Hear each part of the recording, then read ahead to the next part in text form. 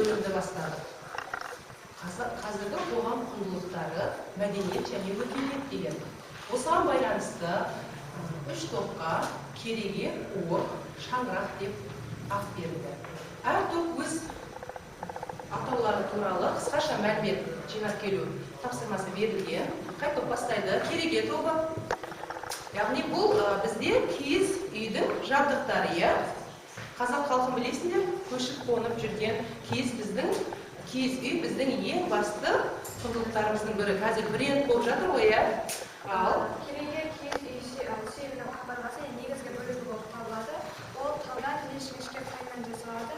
Оның киіз үйдің көздеріне байланысты жер төрткөзі және төрткөзі болып екіге бөлінеді. тобы Жаслан.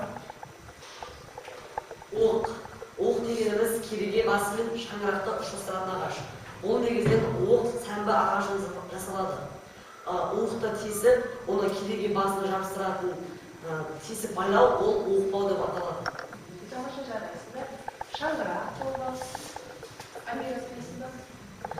Шаңырақ деп отырғанымыз бұл киіз үйдің уықтарын біріктіріп тұратын күрделі жоба, шеңберек, шеңбер секілді шеңбер және де тағы да бір шаңырақтың мағынасы бұл отбасы мағынасын білдіреді.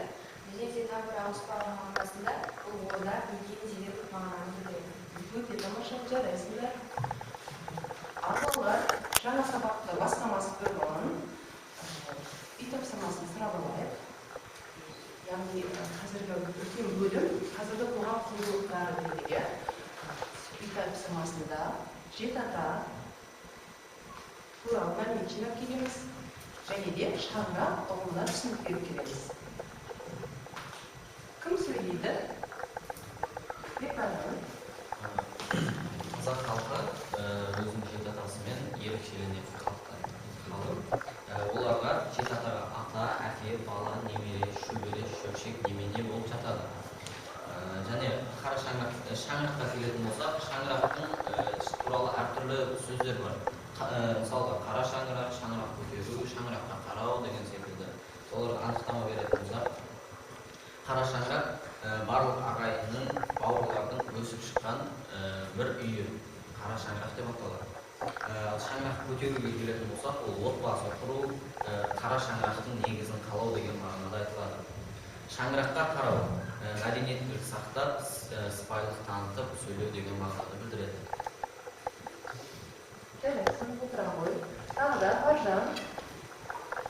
Шаңырақ деп отырғанымыз ол киіз үйдің ең жоғарғы бөлігі болып саналады. Және оның пішіні күмбез тәріздес болып келеді. Және барлық оқтардың басын біріктіріп тұратын негізгі бөлшегі болып саналады. Және киіз үйдің ең жоғарғы бөлігіндегі шеңбер осылай аталатыны бағзы заманнан бері белгілі. Және де тағы да бір ерекшелігі, ортада темір пеш мұржасы шаңырақтың төбесінен асып шығып тұрады. Жарайсың. Ал екінші топтан оқ тобынан Ағырбек тыңдайық. Жеті аталардың бірінші жеті аталары Аталетек, Ильяс, Аллай, Золтбек, Қонысбек, Түймебек, Таракісті, Баймағамбет. Өте тамаша. Тағы да жеті атасын. Нұрдәулеттің жеті атасын тыңдайық. Шаңырақ тобынан сұрайық. Қаракөз. Шаңырақ дегенде қара шаңырақ, жалпы шаңырақта қара шаңырақ дейміз. Мысалы алғымызда бір кісінің үш баласы болатын. Алғашқы екі баласы өз жөндерімен, өз отбасы, өз шаңырақтарын құрып кетсе, кенжесі қара шаңырақта қалады. Оны қара шаңырақ дейді. Яғни баласы қалып, ең кішкентай болса да басқадан қарағанда қара шаңырақта қалған үшін ол жолы үлкен болады. Жеті атаға келетін болса, өзім жеті атаға айтып кетсем, біріншісі Әліпбек, Олжабай, Сәруар, Сапар, Қайыр, Майынген, Мырзалы. Тамаша. Жарайсыңдар. Балалар, бүгінгі сабағымызда бағалау тақтасын пайдаланамыз. Үй тапсырмасына 2 балл, үй тапсырмасына жауап берген оқушылар өздерінің алдарындағы стикерге өздеріңе 2 балл қойып алыңдар, аты жөндеріңді жазып. Мен мына бағалау тақтасы бойынша барлықтарын сабақтың соңында бағалап, күнделікті кезекке бағаларымды түсіремін. Ал балалар, бүгінгі тақтадағы күнделіктерге байланысты, ұлы тұлғалардың айтқан нақыл сөздеріне байланысты ілініп тұрған бүгінгі жаңа тақырыбымызды болжаған болармыз. Қандай тақырып деп ойлайсыңдар бүгінгі жаңа тақырыбымыз? Өте дұрыс айтасыңдар. Біздің тақырыбы ұлттық мәдениеттің негізі салт дәстүрлер. Сабақтың мақсаты көпшілікке арналған интервьюдің құрылымы мен рәсімделуін білу, жанрлық ерекшеліктерін талдау. Яғни біздің ең үлкен құндылықтарымыздың бірі бұл біздің салт дәстүріміз. Балалар, салт дәстүр, яғни ұлт пен ұлттың бір-бірінен қалай ажыратуға болады? Дініне, тіліне және салт дәстүріне байланысты ажыратуымызға болады. Қазақ халқы салт дәстүрге өте бай халық. Абай атамыздың өзі туғанда дүниесігін аша өлеңмен жер қойнына кірер дене. Дүниеге бала шыр етіп келгеннен бастап ат қою, шілдехана, бесік той, арғарай тұсау кесер сүндет той, сырға салу, құда түсу, бет ашар, толассыз, тоқтаусыз кете беретін бізде салт дәстүрге өте бай халықпыз. Және де салт дәстүр асыл тақтасына оралатын болса, бұл жерде Ғабиден Мұстафин салт дәстүрі тек ата-ананы ғана емес, жалпы адамзатты сыйлауды үйретеді, құрметтеуді үйретеді. Салт дәстүр арқылы біз жақсы қасиеттерді бойымызға сіңіреді екенбіз. Яғни Бауыржан Момышұлының айтқан сөзі бар ғой, бесік жырын тыңдамай өскен ұрпақтан қорқамын деп. Яғни бізде балалар дүниеге келген сәбиді бесік жырымен айту арқылы бесікте жатқан кезден бастап дұрыс тәрбие бере білген халықпыз. Бауыржан Момышұлының сөзіне оралатын болсақ, дәмді, дәстүрді сыйламай өскен балалардың қолына қылыш берсе, кімді де болса шауып тастауға даяр. Яғни әрбір ұрпақ өзінің салт дәстүрін, әдет-ғұрпын бойына сіңіріп өсуі керек екен. Әселхан Қалыбекова біздің айтыскер апамыз, заман түзеліп келеді, салт дәстүр қайта жаңғыруда. Ер балаларымызды атқа отырғызып, тағылым тәрбиеге көбірек көңіл бөлейік дейді. Яғни балалар, Әселхан Қалыбекова апамыз өте дұрыс айтады. Біздер 70 жыл бойы кеңес өкіметінің қол астында болған кезімізде салт дәстүріміз, әдет-ғұрпымыздан, дініміз, тілімізден айырылып қалуға сәл ғана қалды. Балалар, қазір Құдайға шүкір тәуелсіздігімізді алғалы, салт дәстүріміз қайтадан жаңғырып келе жатыр. Оның көрінісі қазіргі күнде қыз ұзату, құда түсу, барлық салт дәстүрімізді өз орнымен жүзеге асырып жатырмыз. Қазақ халқының салт дәстүрін, әдет-ғұрпын білгің келсе, Абай жолын оқы. Яғни Абай жолы роман эпопеясында бүкіл қазақ халқының салт дәстүрі көрініс тапқан. Кімнің? Құнанбайдың Алшынбай, яғни Қазыбек бидің ұрпағы Алшынбаймен құда болған кезде, Абайды Ділдәға айттырып барған кездегі оның қалың малға апарған дүниелері, қандай керемет суреттеледі. Оны кімнің? Абайға, яғни күйеуге ерекше, басына үкі тағып ерекше киім, оның күйеу екенін бірден білетін өзінің киімі болған, соны кигізіп алып барады. Бұл жақта қыз ұзатқан кезде жар-жар айтылып, әртүрлі ойын-сауық, Алтыбақан, Ақсүйек сынды осы көріністердің бәрі Абай жолы роман эпопеясында көрініс тапқан. Және де біздің қазақ халқы адамды өмірден шығарып салғанға да өте үлкен мән берген. Кімдер? Мысалы, Абай жолы роман эпопеясымен салыстырып өтейік. Өйткені біз енді қарасаңдар, кім қайтыс болған кезде, інісі Оспан қайтыс болған кезде, Абай келініне жоқтау өлеңін шығарып береді. Яғни, сол өмірден өткен адамды өз деңгейінде шығарып салу да біздің үлкен әдет-ғұрпымызға айналған екен. Ал балалар, осы ары қарай оқылым мәтіні бойынша тапсырмалар орындаймыз. Бірінші топқа бірінші оқылым мәтіні, екінші топқа екінші оқылым мәтіні, үшінші топқа үшінші оқылым мәтіні. Бірінші мәтінді оқып аламыз, кейін мен тапсырманы түсіндіріп кетемін. Ертаңын бастап өте ғой. Оқылым мәтіні. Бұл жерде бұл мәтіндерде қазақ халқының әдет-ғұрпы, салт дәстүрі бейнеленген. ошол ишинде рөлдөрүндө белгилүү. Мунун мазмуну калган.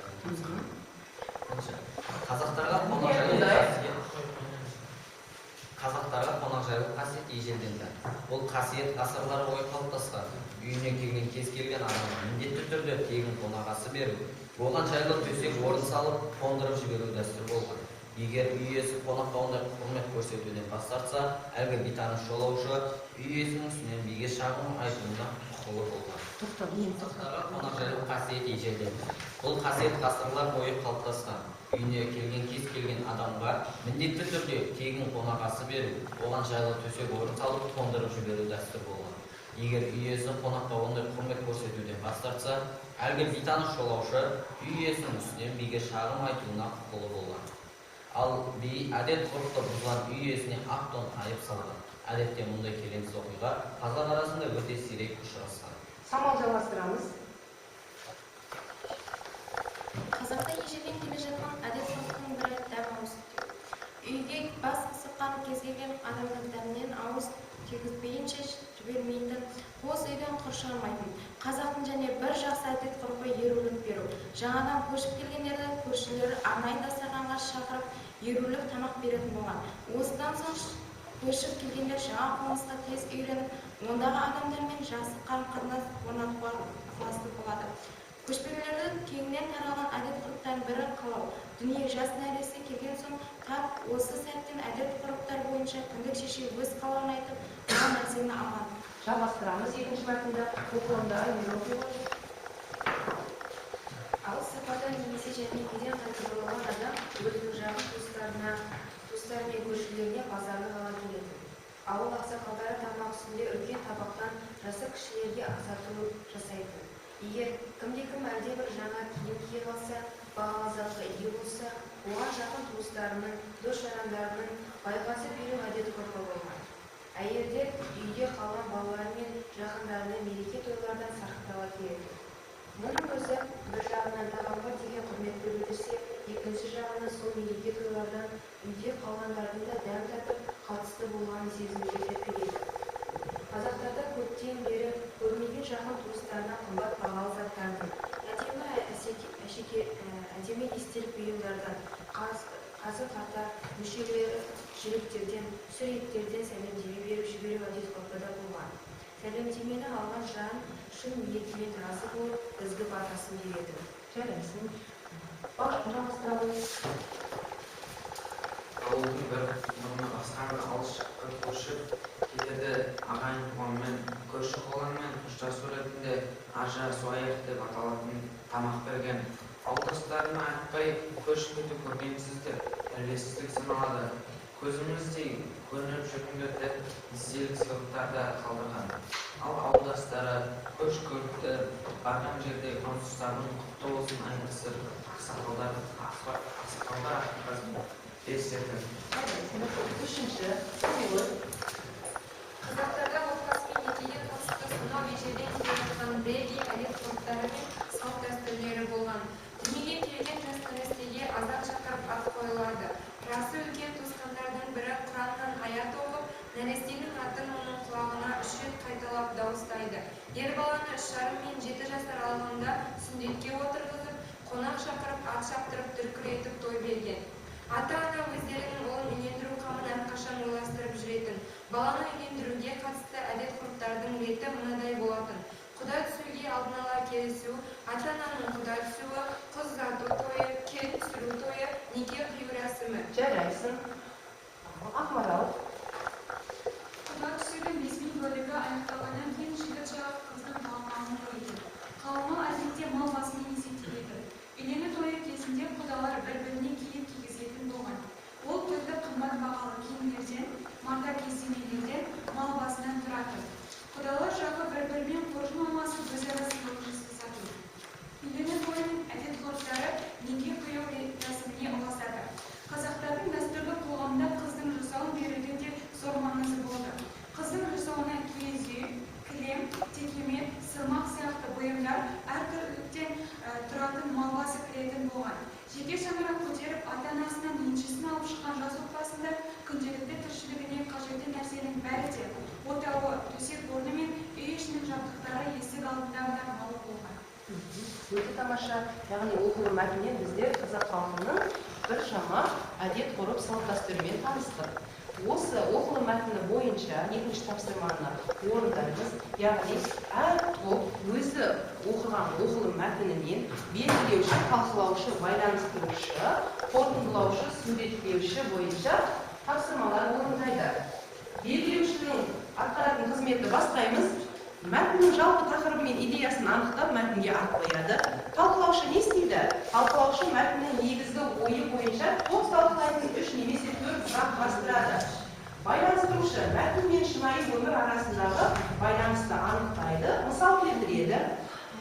Қорытындылаушы мәтіннің мазмұнын қорытындылайды, маңызды тұстарды атап өтеді.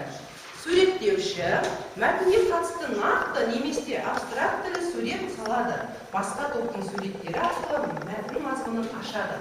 Ал топта өздеріңіз бөлісіп аламыз. Кім байланыстырушы, кім белгілеуші, кім талқылаушы болады. Тапсырманы орындауға 5 минут уақыт жеткілікті ғой балалар, иә? 5 минут уақыт жеткілікті деп ойлаймын.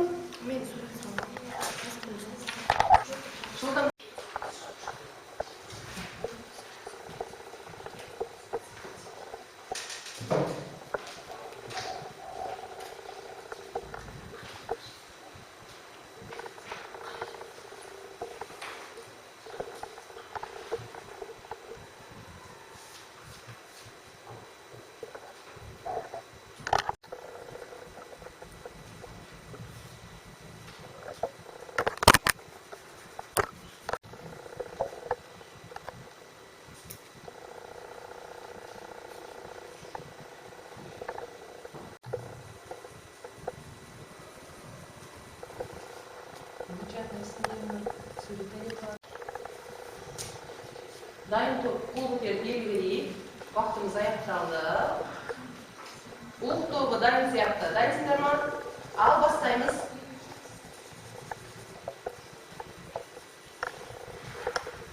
Яғни белгілеуші мәтіннің тақырыбы мен идеясын кейін мәтінге ат қойды. Яғни мен мәтінде қазақтарда отбасы мен некеге қатысты сонау ежелден келе жатқан бірегей әдет-ғұрыптар мен салт-дәстүрлер болғанын білдім. Және де осы мәтінге отау көтеруге қатысты салт-дәстүрлер деп ат қойды. Жалпы идеясы қазақтың әдет-ғұрпы, салт-дәстүрін дәріптеу, иә? Жарайсыңдар. Ал екінші талқылаушы мәтінге байланысты сұрақтар дайындадым және сол сұрақтарға жауап беремін. Қыздың жасауына нелер кіреді? Қыздың жасауына сол қыз ұзатылып баратын егер керек-жарақтың барлығы мал басымен, барлық ыдыс-аяқ киімдері түгелімен қыздың ата-анасы беретін болған. Ал баланы үйлендіруге қатысты әдет-ғұрыптар. Баланы үйлендіруге қатысты әдет-ғұрыптар алдымен екі жақтың ата-анасы келіседі, неке қию күнін, сана салу күнін келісіп, сосын барып қызды ұзататын болған. Үшінші сұрағым енші беру. Ата-анасынан бөлек шығып жатқан жас отбасыға ата-анасы сол үйіне керек бүкіл керек-жарақты үй жабдықтарын және үйінің алдына малын да беретін болған. тамаша жарайсың. Байланыстырушы мәтін мен шынайы өмір арасындағы байланыс соған мысал келтірді. Қазіргі таңда да шынайы өмірде осы мәтінде айтылған салт-дәстүрлер қолданылуда. Мысалы, қыз ұзатуды айтатын болса, қыздың атынан жасау беру оның барлық қазіргі таңда қолданылады. Қорытындылаушы мәтінді қорытындылай келе осы салт-дәстүрлер қазіргі таңда да өзінің тәрбиелік мәнін жоғалтпаған. Өте тамаша жарайсың. Мәтінге қатысты нақты суреттеу арқылы мәтін мазмұнын ашады. Яғни мен осы суретті салдым, өйткені бұл қыздың жасауы, яғни киіз үй, кілем, сандық және жүктері. Ата-аналарымыз қызға міндетті түрде санды, қолданылатын жүк жасайтын болған. Жарайсың. Ал балалар, оқылым мәтінінде бізде екі тапсырма бар дедім. Бір балмен бақылаймыз. Топтағы оқушылар өздеріңіз келеді, бір балл жазып алды. Сабақты кейін мен жинап алып, кімде қанша балл бар екенін білемін, иә? Тақтадағы балалы тақтасы бойынша бақылаймын. Ал кереге тобы дайын ба, шаңырақ тобы дайын ба? Дайындық қол белгі берейік. Шаңырақ тобы дайын екен. Ал, бастайық. Белгілеуші Бақжан бізде. Бірден айтып кете берейік, өйткені белгілеушінің тапсырмасын түсіндік. Мен мәтінге қазақтың салт дәстүрлері деген тақырып қойған болатын. Және де мәтіннің идеясы мәтінде қазақтың қарға деген құрметі білдірілген. Талқылаушы Асқа деген құрметті дәріптеп отырған, иә? Талқылаушы бірінші сұрақ, ауыл ақсақалдары тағам үстінде тағаттан жас кішілерге белгіленген салт дәстүрді қалай аталады? Өзің жауап бересің. Бұл асату деп аталады. Асату деп аталады. Әсіресе үлкен кісілер келіндерге ас атқан кезде ол рет ретінде сәлем салып алады, иә балалар, иә? Жақсы, атарай. Екінші сұрақ, ауылдың бір тұрғыны көшіп бара жатқанда орындалатын салт дәстүр. Бұл салт дәстүр ажырасу аяқ деп аталады. Жақсы. Жарайсың Бақжан тұра ғой. Байланыстырушы мәтінмен өмірдегі шынайылығын байланыстыру. Мәтінде айтылғандай өмірді байланыстыра беру, тойдан сарықта келу, сағысындағы қазақтарда көптен бері көрмеген жақын туыстарына қымбат бағалы заттар, қазық ата сәлемдеме беріп жіберу әдет ғұрып болған. Бұл салт дәстүр әлі де қалыптасып келеді. Тамаша. Бұдан кейін қорытындылаушы, жалпы қазақтың қай салт дәстүрін алсақ та үлкен ментал ағзасы бар. Бұл салт дәстүрлер қазақ қоғамында өзіндік тәрбие беру мақсатында пайда болған деп айтылады. Мысалы, көшіп кетерде ағайын туғанмен, көрші-қолармен қоштасу ретінде ажырасу аяқ деп аталатын тамақ деген. Бұл да үлкен мән мағынаны береді, себебі осы көшіп қайтқан кезде қоштасу ретінде де өзінің өзгермейтін, жалпы барлық көмегін алғыс ретінде осы тамақ беріп, өзінің ризашылығын білдіреді. Өте тамаша. Ал, суреттеуші кім бізде? Суреттеуші мәтінге қатысты немесе абстракты сурет салу деген біздің суретімізде, яғни абстракты қазақтың салт дәстүрі бұрынғы кезде қыздың яғни келіншектің бетін домбырамен ашқан болса, қазір заман дамып түрлі ансамбльдермен ашатын болған. Қазіргі күндерде тойханада дүрлетіп, ансамбльдетіп ашып жатыр, иә? Жақсы, жарайсыңдар. Балалар барлық топтағы оқушылар бір балаларын теккен оқылым мәтіні бойынша стипендияны жазып алыңдар. Ал, кереге тобы бастайды. Мен Шыңғайлыққа шақырып қойдым. Бұл мәтінде қазақ халқының қалағай халық болғандығы туралы айтылған. Қазақ халқында иесі құдаға құрмет көрсетуден бас тарту деген кем болған. Және сонымен қатар қазақта қонақ жайлардың бір белгісі ретінде демалыс теу, ерекет беру, халық секілді салт дәстүрлер болған. Талқылаушы жаңадан көшіп келген беті көршілері арнайы дастарханға шақырып тамақ беру, ол еркек беру. Дүниеге жастан келгенде кімді шешкенін өз қалауымен қалау. Егер үй иесі қонаққа құрмет көрсетпеген жағдайда белгіленген жаза. Ол егер шағымдана алады және ол оған жаза аяқталады. Өте тамаша, иә? Қазақ халқы үйіне келген құдай қонаққа барының досы күтіп алатын болған, иә? Егер ол күтіп алмаған жағдайда, ол келген қонақ сол ауылдың биіне шағымданатын болған. Қандай керемет дәстүр, иә балалар? Ал, ары қарай жалғастырамыз. Байланыстырушы, байланысты анықтайтын болсақ, қазіргі таңда бұрынғы салт дәстүрлер толық орындалып жатыр деп айта алмаймыз. Дәлірек айтқанда, дамыған түрде қазіргі заманға сәйкес әртүрлі дәстүрлер орындалып жатыр. Тойханада істеген секілді оларды айта кетеміз. және де құдай қонақ туралы қазіргі заманмен байланыстырып айтып тұршы.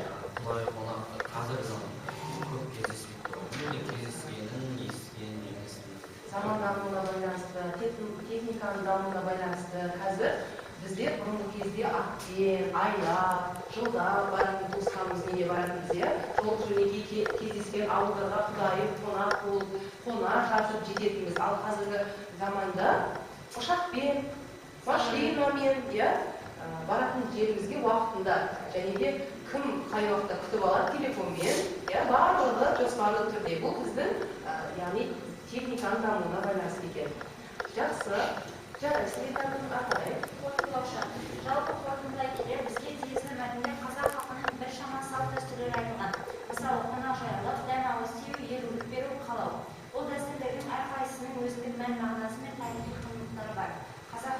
кешенді маңызды тұстары да осылар. Өте тамаша, жарайсың. Самал, сөйлеттіруші бізге. Біз мұнда қонақжайлыққа өзіміздің киіз үйімізді салдық және осындай қонақжайлыққа байланысты адамдар киіз үйге келетін, яғни қазақтарда бұрынғы салт дәстүр осы киіз үй арқылы бұрынған және де осы қонақжайлыққа киіз үй арқылы күткен болатынбыз. Өте тамаша, дұрыс айтасыңдар. Яғни киіз үй біздің көшіп-қон, яғни көшпенді ата-бабаларымыздың тұрақ жайы, мекені біздің киіз үй болған. Жарайсыңдар. Балалар, оқылым мәтінінің бірінші тапсырмасын өте жақсы орындап шықтыңдар, жарайсыңдар. Ал оқылым мәтінінің екінші тапсырмасы бар. Бұл тапсырманы орындамас бұрын видео көріп алайық.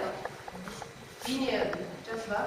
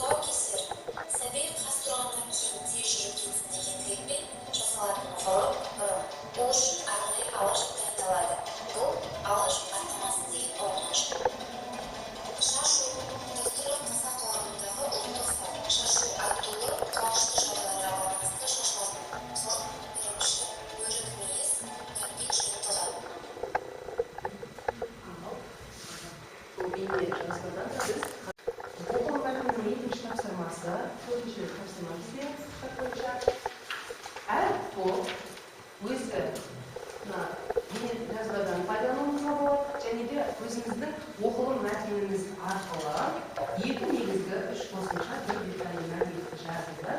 Осы мәліметтерді қатыстырып шығармашылық жұмыс ұсыныңдар. Балалар, шығармашылық жұмыс ұсынамыз, өлең шығарамыз немесе әңгіме құрастырамыз. Бізде бұл сыныпта аудандық ақындар сайысына қатысып жүрген оқушылар бар. Ақмарал, Ертарғын, осы сабақта бұл тапсырмадаға да 5 минут уақыт берем. Балалар, бұл бізде оқылым мәтінінің екінші тапсырмасы.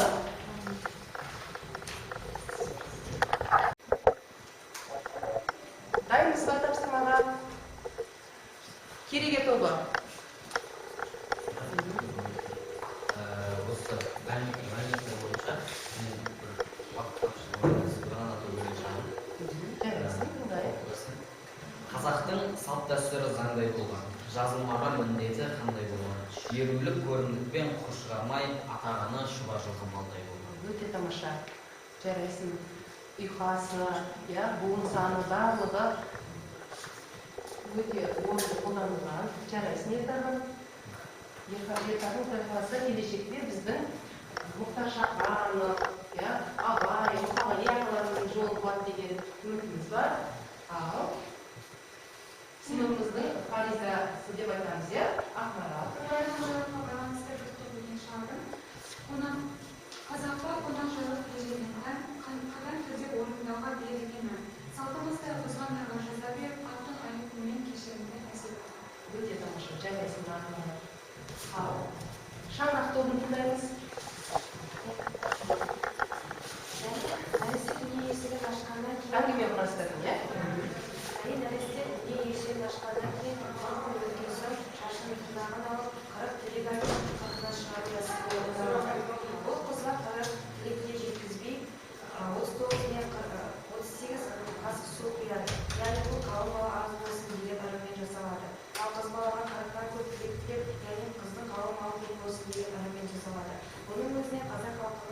қандай мәдениетке салт дәстүрге деген бай екенін көрініс табады.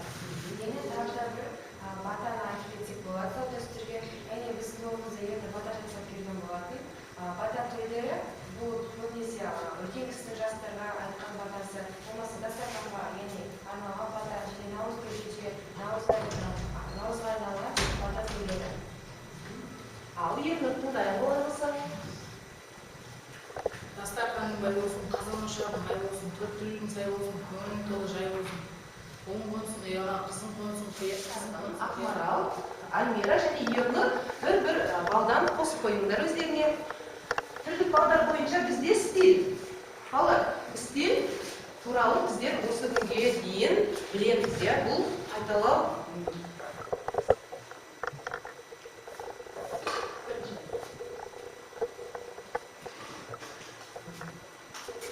яғни стиль біздер төменгі сыныптарда да өткенбіз. Стиль бізде жазу құралы. Кейінгі кезде оны біз жазу мәнері деген мағынада қолданып келеміз. Және де стильдің стильдің 4-5 түрі бар. Үнемі айтып жүреміз. Қандай балалар? Бірінші, ауызекі сөйлеу стилі, көркем әдебиет стилі, публицистикалық стиль, ғылыми стиль және іс қағаздары стилі. Бұл стильдердің бір-біріне қандай ерекшеліктері бар? Бір-бір тоқталып өтсек. Мысалы, ресми іс-қағаздар келетін болсақ, бұл заң құжаттарға, белгілі бір мекемелерге, мемлекеттік істерге байланысты қолданылады. Ал ғылыми стиль келетін болсақ, нақты дәлелдемелерге, түйінді сөздерге, және де белгілі бір дәлелдеулерге стиль қолданылады. Өте тамаша, Альмира, жарайсың. Көркем әдебиет стилі ол көбінесе әдебиетте қолданылады, яғни ол көркемдегі құралдар арқылы жасалынады. Ресми стиль бұл көбінесе іс қағаздарда, құжаттарда қолданылады. Публицистикалық стиль бұл көбінесе бұқаралық ақпарат құралдарында, газет журналдарда кездеседі. Ол мақала түрінде, үндеу түрінде болады. Баубек Көкшевтің шығыс ұлына хаты публицистикалық стильде жазылды. Елбасымыздың, президентіміздің жылда халыққа жолдауы осы публицистикалық стильге жетеді. Ауызекі сөйлеу стилін оқу тобына тыңдайық. Ауызекі сөйлеу стилі. Ауызекі сөйлеу стилі ол екі адамның арасында айтылатын, күнделікті өмірде қолданылатын ауызекі стиль болып саналады. Публицистикалық көркем әдебиет, ғылыми стиль сияқты бұны қағазға, дәптерге, ресми қағаздарда қағазға, публицистикалықтар көркем әдебиетте, кітаптарда, жазбаларда қолданатын болсақ, ауызекі сөйлеу стилі екі адамның немесе бір қоғамда орындардағы диалог түрінде аты айтып тұрғандай қолданылады. Ауызекі қолданылады және еркін тіркестер, ойымызды еркін жеткізе аламыз. Жақсы, жарайсыңдар. Ал бізде тойбастар деген біздің салтымыздың әлі күнге дейін жалғасып келе жатқан салтымыз. Тойбастар бір-бір конверттен тарқатып берейін. 3 топқа 3 түрлі тапсырма беріледі. Егер де осы тапсырмаларға жауап берсе, дұрыс жауап бере алса, әрқайсымызға тойбастар сыйлықтары үлестіріледі.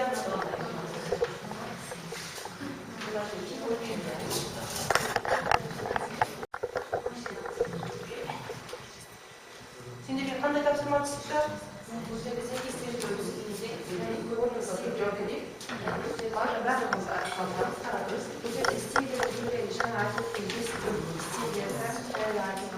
Оларға байланысты белгілі бір мысалдар берілген, соған сәйкес қай стильге жататынын анықтау. Жақсы, ал айтамыз. Кім айтады?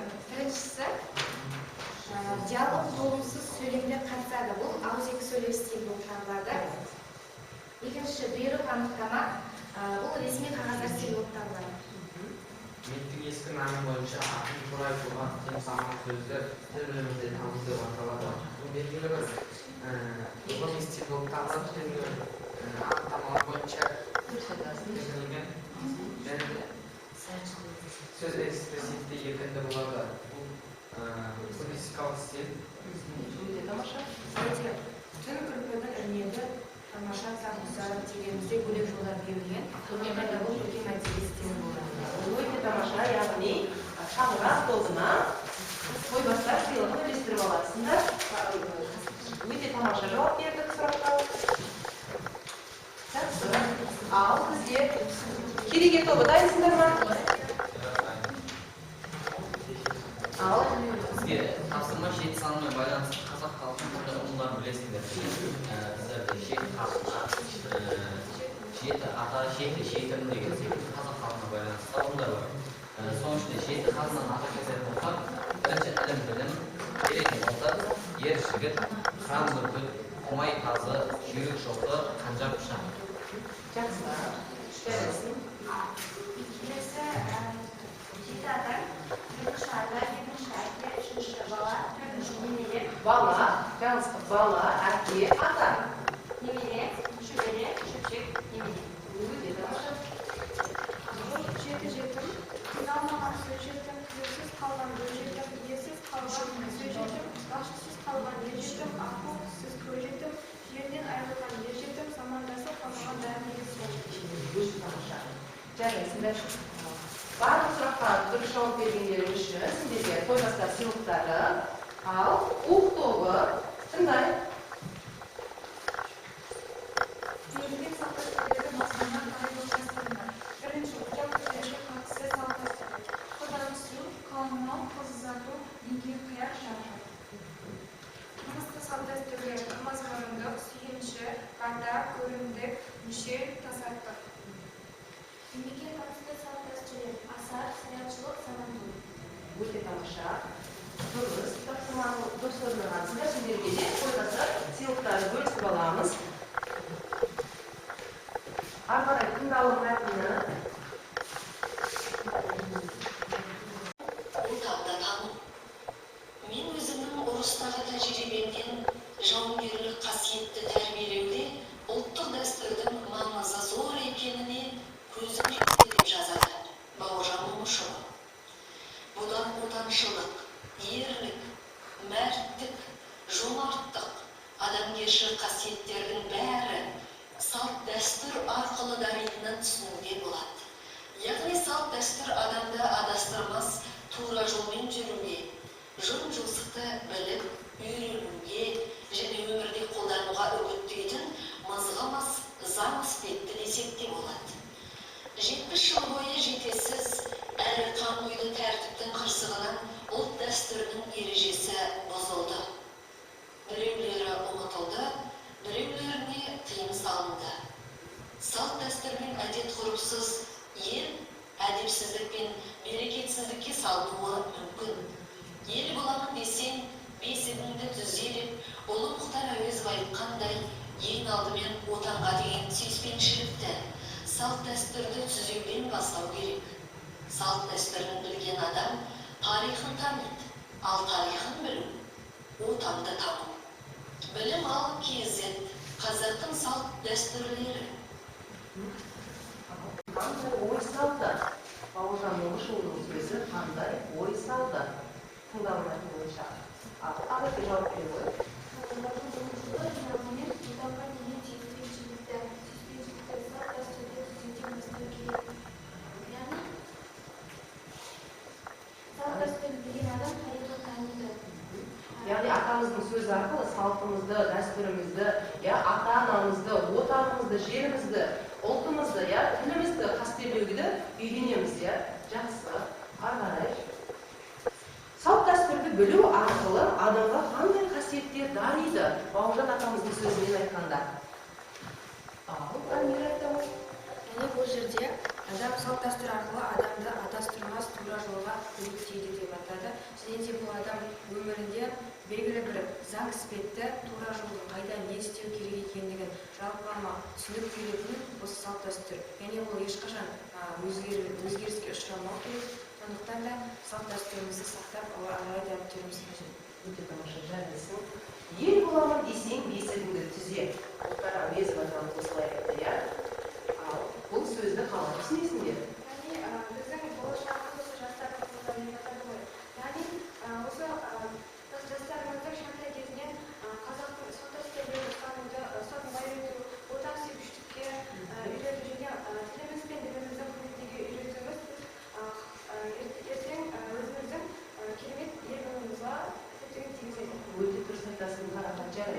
яғни одан отбасынан басталады деген, ата-анамызды, бауырларымызды, аға, жеңгелерімізді құрметтеуден біздің үлкен өмірді, яғни үлкен әлемде бізде жақсылық жасауды үйренеді дейміз. Жақсы, жарайсыңдар балалар.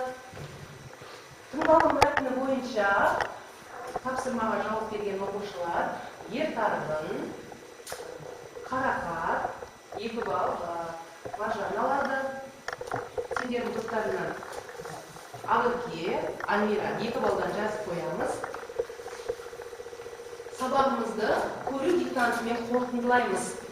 Бұны экраннан көрсетпейміз, ары қарай өздерің жазасыңдар. Көру диктанты. Түсініңдер ғой, жақсылап көріп аламыз. Бұл біздің ендігі жылы оқытып тапсырғанда үлкен көмегін тигізеді бізге, яғни есте сақтау қабілетімізді дамытады. Сәлемдеме. Сәлемдеме. Апам сізге сәлемдеме беріп жіберді. Жарасты әрі әдемі дәстүрдің бірі осы сәлемдеме. Ол адамдардың бір-біріне деген сыйластығының, құрмет тұтуының айқын белгісі. Олар көптен көрмей сағынысқан адамдардың бір-біріне жіберген қымбат бұйымы, асыл заты, немесе жеңсік тағамы, қысқы сыбағасы. Оның қымбат бағалы болуы шарт емес. Сәлемдеме келген адам жіберген адамға ақ батасын, шын ризалығын білдіріп қатты қуанады. Үлкендер мұндайда көзіне жас алып, оны көрші көлемдеріне, балаларына мақтанады, сол адамды еске алады. Сәлемдеме адамды адамның ұмытпай жүруінің, берік достығының, адал көңілінің кілті. Сәлем берген саулық береді дейді халық. Ал сәлемдеме берудің мән мағынасы одан да жоғары. Бұл 90 сөзден тұратын диктант. Бастап жазамыз. Бастап жазамыз. Кім қанша сөзді еске сақтай алды? Жеңімпаз бізде қарақат болды. Ал үйге тапсырма. Тыңдалым мәтінін негізге алып, ұлттық мәдениеттің негізі салт дәстүр тақырыбында аргументті эссе жазамыз. Сөз саны 160 сөз. Дәлелдеп жазамыз. Өз пікіріңді білдіріп жазамыз. Енді осы қызыл қоржынға мен сабақты жақсы түсінсем, жасыл қоржынға тақырып бойынша әлі де ізденуім керек дейтін оқушылар болатын болса, сары қоржынға жабыстырамыз. Ойларыңды жазып.